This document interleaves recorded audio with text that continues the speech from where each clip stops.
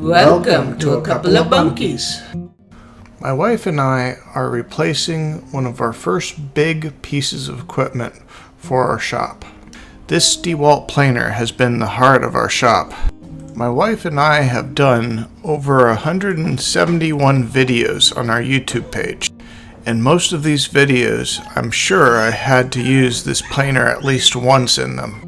We've had this planer for 8 years and had to change out the blades at least once. In that time, it's almost become a part of the family.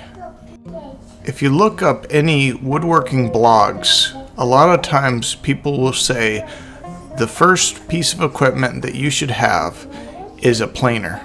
And from our experience, it's 100% true. A planer is a key that unlocks everything. It lets you take rough or reclaimed or mismatched boards and make them flat, even, and uniform, turning scraps into usable stock. A good planer can save you money, extend the life of your lumber, make your projects look clean and professional.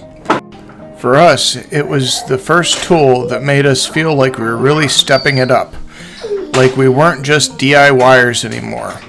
We were building something real.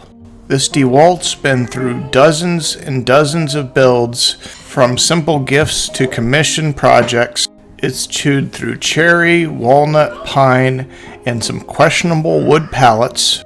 And even though we're upgrading this tool, the original DeWalt planer will always mean something to us. So what are we upgrading this planer with? We wanted a spiral cutting head and at least 2 horsepower. And I was able to find the ShopFox model W1877. Here's a quick video of us unboxing this new planer. So this new planer has 13 inches of cutting area, and it's a whopping 2 horsepower. One of my biggest complaints about the DeWalt is that the outfeed chute didn't throw the chips, and it would require suction. And the old planer was loud. The DeWalt planer was definitely the loudest piece of equipment that we had in our shop. So we came to a problem. Our new planer is a good 4 or 5 inches longer than our old planer. So I'm going to have to modify my planer cart.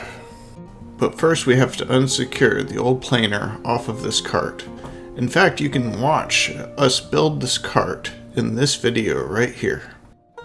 Now I go ahead and remove the top of the previous cart. I want to expand the supports evenly on both sides so that the planer is nice and solid. So I need to remove and expand these braces on top. So I cut new braces just a couple inches longer than the old ones.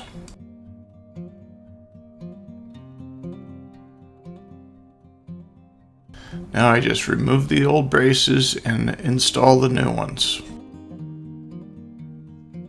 The central brace is going to be able to be reused. I'm going to go ahead and pre-drill these holes just to make it a lot easier for me later. Now I attach the new brace,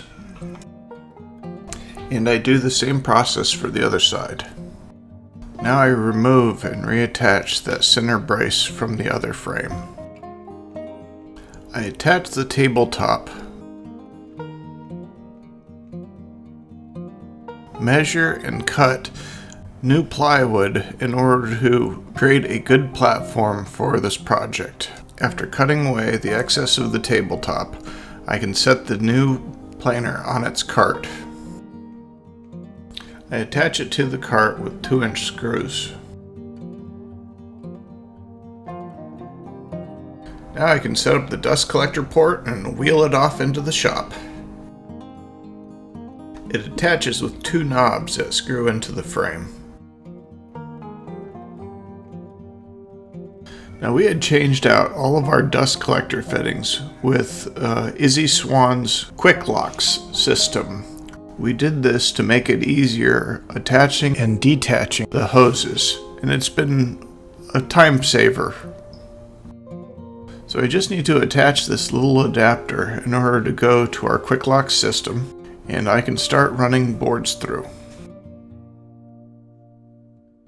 So I'm preparing these cherry boards for a project that I'm working on. It's an entry seat and coat rack combo. This whole project ended up taking quite a bit of time to get done because the new jet planer ended up destroying itself. The auto feed gears ended up self-destructing, but Grizzly Tools were happy enough to send me a new gearbox. But in my mind, a disaster is an opportunity. So now I can squeeze a second video on how I troubleshot the planer and got it back up and running.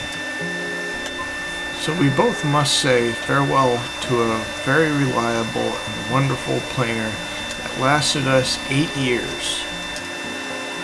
Well, this one only lasted a day before breaking.